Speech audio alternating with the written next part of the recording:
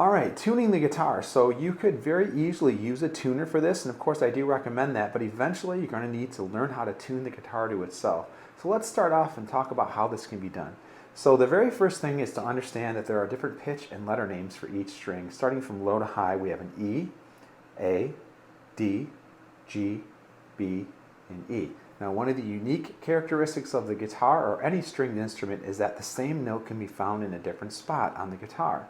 So let's try this out. So if we grab the 5th fret of the 6th string and we play that, that is the pitch A. So we're going to tune the 5th string open to the fretted 5th fret on the 6th string. Now at this point, if you need to tune, you're going to leave this ringing while you reach over and turn. But turn slowly, don't turn too fast, otherwise you could bring the pitch up too high or bring it down too low.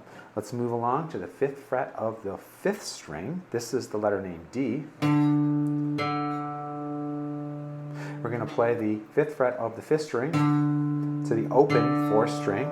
Once again, find the string you need to turn, which is going to be the 4th string, and turn it up or down to match. Take your time with this, by the way. Don't turn too fast. We're going to go to the 5th fret of the 3rd string. Play that. That's going to be a G note. And then play the open 3rd string. Reach down and turn that towards you or away from you to raise it or lower it. Now we're going to change it up a little bit and go to the 4th fret of the 3rd string. Play that note. That note is a B note.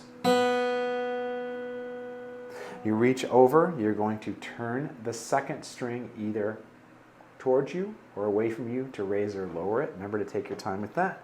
Then we go to the 5th fret of the 1st string. That's an E note. Once again, reach over and turn that up or down, away from you or towards you to raise or lower it. That is how to tune the guitar to itself.